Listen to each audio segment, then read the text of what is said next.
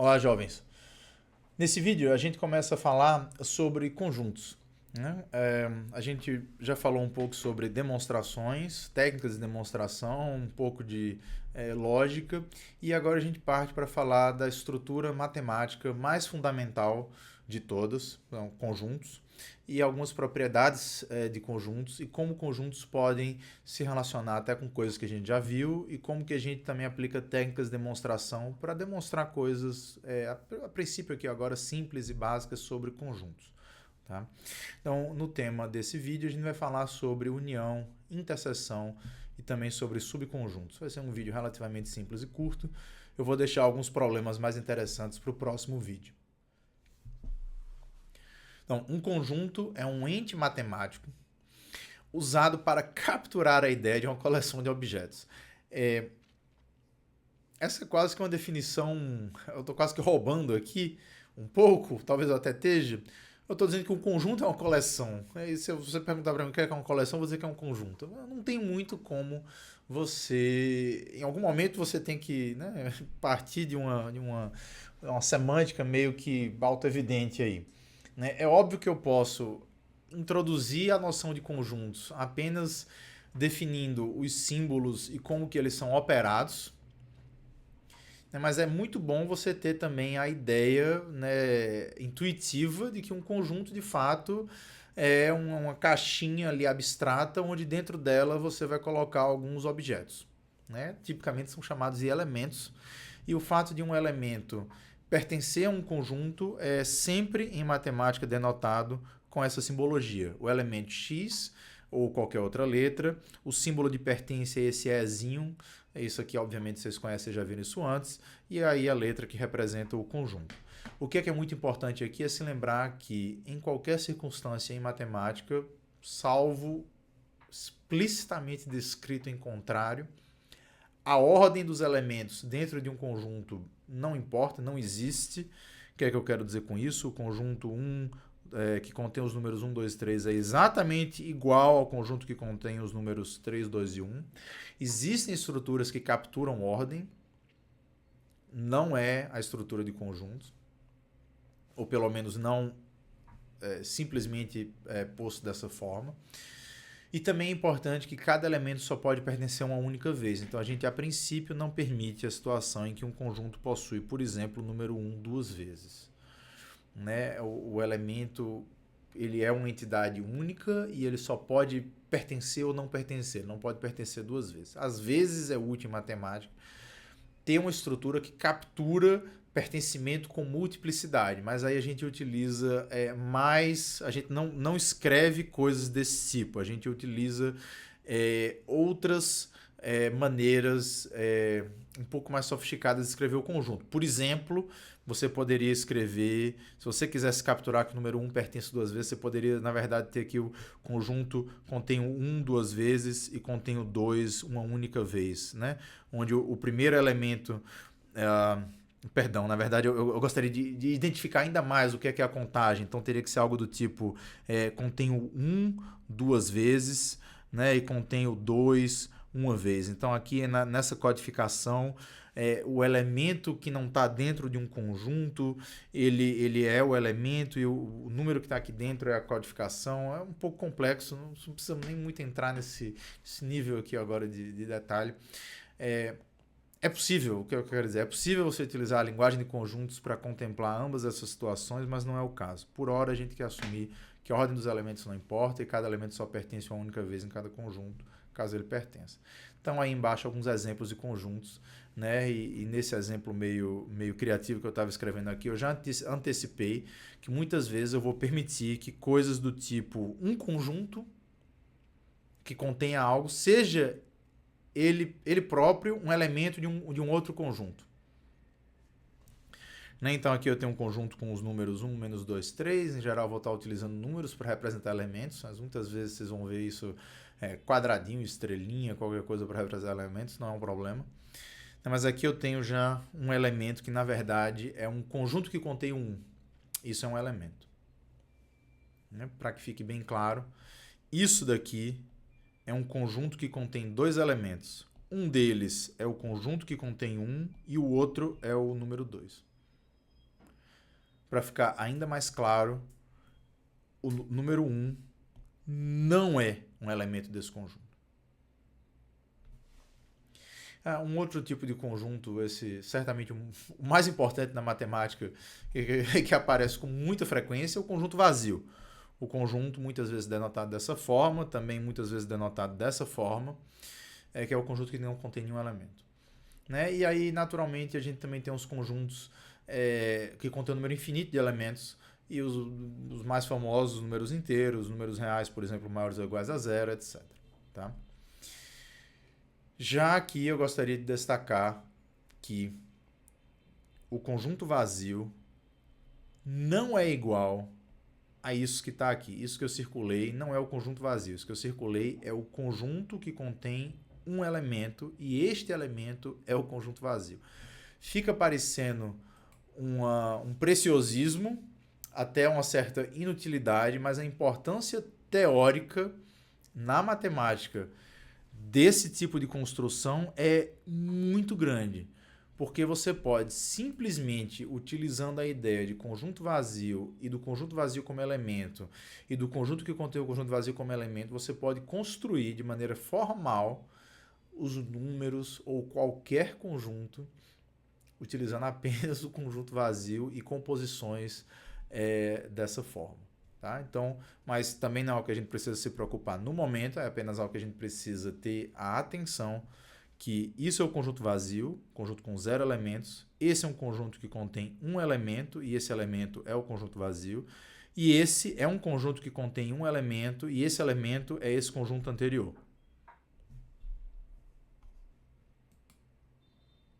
Beleza. Opa. A gente vai sempre dizer que um conjunto T é um subconjunto de um conjunto S.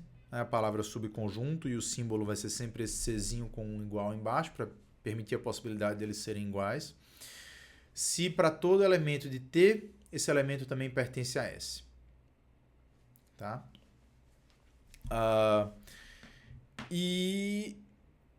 Né, obviamente eu sei que isso não é novidade para vocês já viram muitos exemplos de subconjuntos, mas nesse curso, a gente se preocupa muito com a maneira como a gente escreve as coisas, como a maneira formaliza as coisas. Então é bom, e vão aparecer exemplos, demonstrações que certos conjuntos são subconjuntos de outro, então é bom ter essa definição de forma muito clara, mostrar que algo é subconjunto de outra coisa, é equivalente a mostrar que cada um dos elementos do conjunto menor pertence ao conjunto maior. Tá? Então tá aí um exemplo de uma maneira de escrever um subconjunto de um outro conjunto, estabelecendo uma propriedade extra que os elementos deveriam satisfazer. Por exemplo, isso daqui é um subconjunto dos números inteiros, né? Então ele vai conter todos os x que são números inteiros, dado que esse x satisfaz uma propriedade adicional, e essa propriedade é que 2 divide x. Então isso daqui é uma maneira de escrever os números pares. É o conjunto dos números inteiros, x, tais que 2 divide x. Isso que está escrito aqui dentro, está reescrito aí embaixo, por extenso. Tá? Então, o que é importante, que tem a ver nesse slide aqui com o que a gente falou no slide anterior, o conjunto vazio é, por definição, um subconjunto de qualquer conjunto que você possa imaginar. Tá? Estou apertando aqui sem querer. Então, o conjunto vazio ele é um subconjunto de qualquer conjunto.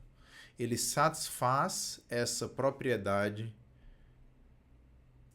porque, né, se para todo x que pertence ao conjunto vazio, x em T implica x em S, não tem nenhum x no conjunto vazio, isso daqui é satisfeito para todo x que pertence ao conjunto vazio. Não é exatamente, mas é quase que a ideia de que a implicação é verdadeira quando a premissa é falsa. Tá? Tá, então é muito importante ter essas né, definições sobre conjuntos bem claras. Novamente, eu sei que isso para muitos de vocês não pode, né, não ser novidade, mas essa formalização ela vai ser importante aqui agora, daqui para frente. Tá? Então, dados dois conjuntos ST, a gente define a união desses conjuntos como sendo um conjunto que contém todos os elementos de S e todos os elementos de T. Isso pode ser escrito na linguagem lá da nossa primeira aula, dizendo que um elemento X ele pertence à união se somente se ele pertence ao S, ou a cláusula lógica da disjunção ele pertence ao T. Naturalmente, se ele pertence a ambos, não tem nenhum problema, o ou ele ainda é satisfeito, então ele pertence à união. A gente também tem a interseção. A interseção, e esses símbolos aqui, se você nunca se deu conta, eles são quase que em analogia aos símbolos do ou e i. A interseção está falando que um elemento está na interseção somente se ele pertence a um dos conjuntos e ele pertence ao outro. Tá bom? Se um conjunto T é um subconjunto de S, isso está descrito no contexto, a gente pode definir esse complementar de T em S. Talvez a gente precisasse colocar aqui um S, para deixar claro que é o complementar em S, mas em geral, pelo contexto, fica claro isso. O complementar de T é exatamente o conjunto S removido dos elementos que pertencem a T. Então, um exemplo aqui seria, sei lá, se o conjunto S é o conjunto que contém 1, 2, 3, e o conjunto T é o conjunto que contém 1 e 2, o complementar de T em S, que é o S menos T, é exatamente igual ao conjunto que contém o 3. Ele contém todos os elementos que estão em S e não estão em T.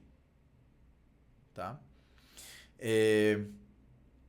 Note que essa noção de subtração ela não é exclusiva para quando o conjunto T é um subconjunto de S. Também é possível contemplar se S é o conjunto 1, 2, 3, T é o conjunto 1, 4, tá? O S menos T ele também está definido e ele contém todos os elementos de S que não estão em T, ou seja, o 2 e o 3. Eu ignoro um elemento de T que não está em S. Beleza? Mas aí é claro que nesse contexto não dá para falar do complementar de T em S, porque T não tem um complemento em S. Afinal de contas, ele não está contido em S. Tá bom? Então, essa aqui é um pouco... Novamente, eu sei que para muitos de vocês isso aqui não é novidade, mas a gente está estabelecendo aqui a nossa notação. Detalhe simples, porém não deixa de ser útil. Qualquer conjunto S, união conjunto vazio, é ele próprio. Qualquer conjunto S, interseção conjunto vazio, é o conjunto vazio. Por quê? Porque aqui eu não vou estar adicionando nada e aqui eu vou estar simplesmente perguntando quais são os elementos que estão em S e estão no conjunto vazio. O conjunto vazio não tem nenhum elemento, então a resposta é nenhum. E o único conjunto que não contém nenhum elemento é o conjunto vazio. Tá bom? Opa. Agora talvez seja algo que vocês já possam ter visto, mas possivelmente não se lembram. O conjunto das partes de um conjunto é o conjunto cujos elementos são todos os subconjuntos daquele conjunto. Então, naturalmente, melhor exemplificado utilizando um exemplo. Eu peguei aí um conjunto com 3 elementos, 1, 2 e 3, e o conjunto das partes vai conter todos os subconjuntos desse conjunto. O vazio, como sempre, subconjunto de todo mundo, vai ser um elemento.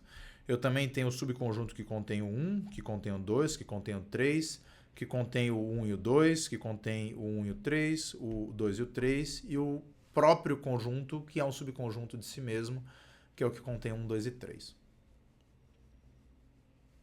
Não sei se vocês se lembram ou já viram isso antes, mas se nunca viram, não será trivial, completamente trivial essa pergunta, se um conjunto S possui N elementos, e a gente denota isso em teoria dos conjuntos sempre com essas barrinhas aqui para denotar a quantidade de elementos que um conjunto possui, quando é um número finito.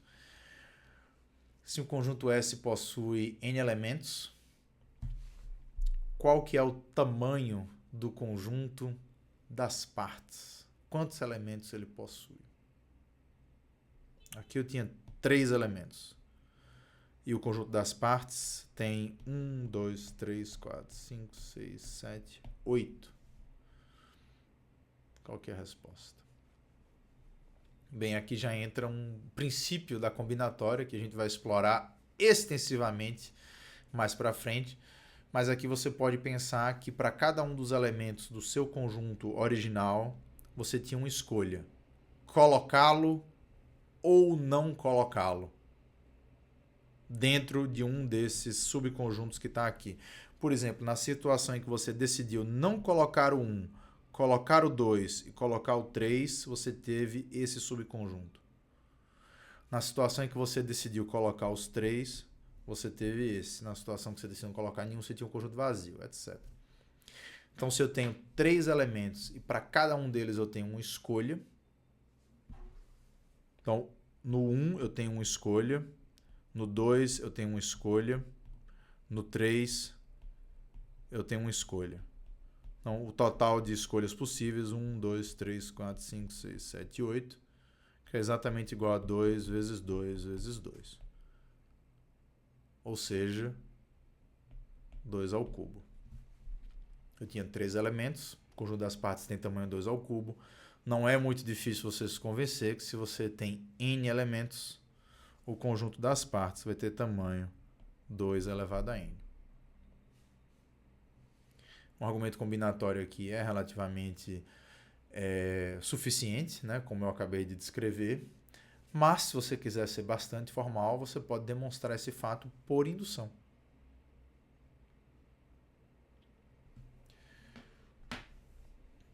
O conjunto das partes, se você tem n elementos, remova um deles, considere o conjunto das partes do conjunto menos um elemento. Você vai ter vários subconjuntos e para cada um deles, ou você coloca ou não coloca aquele elemento que você removeu. Então, se o conjunto,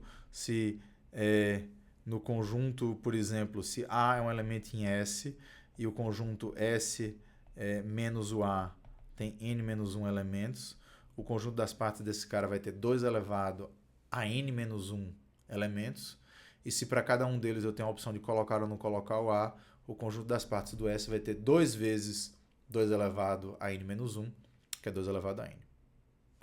Então, como digamos assim, um quebra-cabeça aqui simples a partir desse slide, eu vou deixar a pergunta: quantos elementos há no conjunto das partes que contém do conjunto das partes, no conjunto das partes, do conjunto das partes, do conjunto das partes, do conjunto vazio? Então você pode responder essa pergunta simplesmente aplicando essa fórmula, sem pensar muito no que está acontecendo, mas ela talvez seja mais interessante se você de fato construir esse conjunto para entender como que o conjunto vazio e construir conjuntos que contêm um conjunto vazio permite que você construa muitos conjuntos, tá bom? Você tenta responder essa pergunta. Essa última parte aqui desse vídeo fala sobre diagramas de Venn. Como eu acho que vocês todos já viram isso, eu nem vou entrar assim num detalhe assim muito minucioso na definição desse negócio, mas eu já vou utilizar ele, na verdade, para falar de um princípio que vai ser muito útil, principalmente mais para frente aqui nessa sequência de vídeos. E o exemplo é esse. Imagina que você tem dois conjuntos, conjunto A e o conjunto B. O conjunto A contém todas as coisas da forma 2 vezes K, onde K é um inteiro não negativo, menor ou igual que 15. O conjunto B contém todas as coisas da forma 3 vezes K, onde K é um inteiro não negativo, K menor ou igual a 10. Então, quais são os elementos do conjunto A? 0, 2, 4, 6, né, até 30. Os elementos do conjunto B, 0, 3, 6, 9, 12, até 30. E aí eu estou perguntando qual que é o tamanho da união. Se eu unir esses dois conjuntos, qual que é o tamanho? A princípio, você pode começar calculando o tamanho desses conjuntos. O conjunto A tem 16 elementos. Não são 15 elementos, são 16 elementos. É o 0, aí depois 1, 2, 3 até 15. Né? Veja que vai dar 16 elementos no total. O conjunto B tem 11 elementos. Se você somar, você dá 27. Mas essa não é a resposta. Não é a resposta porque alguns números foram contados duas vezes. Por exemplo, o número 6, ele tanto pertence ao A como pertence ao B. Mas ele pertence à união uma única vez. Tá? Então, vocês talvez já tenham visto isso antes. Na hora de você contar a cardinalidade da união dos conjuntos, você precisa subtrair a interseção. Então aqui a gente tem um diagrama que é chamado um diagrama de Venn e que simboliza esse fato, o conjunto A, o conjunto B. Aqui eu tenho a interseção desses conjuntos. Eu gostaria de saber a quantidade total de elementos no conjunto A, no conjunto B, somados da interseção. Se eu somar o A somar com B, os da interseção vão ser somados duas vezes, então eu somo A, somo B, mas subtraio a interseção uma vez. E ao subtrair a interseção uma vez, eu acabo contando da maneira correta. Qual que é a interseção? Qual que é a interseção dos números que são pares e também são múltiplos de 3? São os múltiplos de 6. Tá? Então, a interseção de A e B são todos os números da forma 6 vezes K, onde K é um inteiro não negativo, K menor ou igual a 5. Novamente, eu estou indo até 30. Aqui eu tenho 6 números. E, portanto, no total, eu tenho os 27 correspondendo à soma de A e B, mas eu subtraio a interseção. A interseção tem 6 números, então dá 27 menos 6, 21. Essa é a cardinalidade da união. Beleza? Por que isso aqui é interessante? Porque a gente pode generalizar. O princípio da inclusão e exclusão ensina a contar a cardinalidade da união, tendo como base a cardinalidade dos conjuntos e das suas interseções. Para ficar um pouco menos trivial, se eu tenho 3 conjuntos A, B e C que possivelmente possuem interseção A, B e C, como que eu aplicaria o princípio da inclusão e exclusão? Certamente eu conto A uma vez, conto B uma vez, conto C uma vez. Então, note que algumas interseções foram contadas mais de uma vez. Posso até dar um zoom aqui para... Aí agora eu vou pegar a interseção de A com B.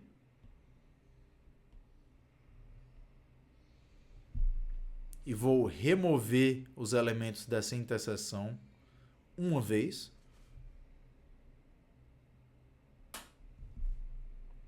Pego a interseção de A com C e removo os elementos dessa interseção uma vez. Pego a interseção de B com C, removo os elementos dessa interseção uma vez. Então, em todos esses quadrinhos eu estou contando certo, exceto que a interseção dos 3 eu acabei removendo demais e eu preciso reincluí-la. O que é que eu acabei de fazer aqui? Eu acabei de somar a cardinalidade de A com a cardinalidade de B, com a cardinalidade de C, subtrair a cardinalidade das interseções 2 a 2, mas precisei adicionar novamente a cardinalidade da interseção dos 3 conjuntos. Então essa é a resposta quando eu tenho 3 conjuntos. E a pergunta óbvia aqui, já transcendendo, se vocês talvez tenham visto isso no ensino médio ou em algum outro momento, mas agora transcendendo certamente o que costuma ser visto. Se eu tenho N conjuntos, qual que é a fórmula para a cardinalidade da união todos eles? O que é que o princípio da inclusão e exclusão nos diz? Se eu tenho N conjuntos, a cardinalidade da união vai ser a soma das cardinalidades de cada um deles, subtraída das cardinalidades das interseções 2 a 2, adicionada das cardinalidades das interseções 3 a 3, subtraída das cardinalidades das interseções 4 a 4, alternadamente, sucessivamente, até que você no final vai ou somar ou subtrair, a depender da paridade do N, a cardinalidade da interseção de todos eles. Isso daqui, por hora, eu vou deixar como um grande desafio para você demonstrar por indução. Mas é algo que a gente vai voltar em algum momento e que eu posso mostrar em mais detalhes.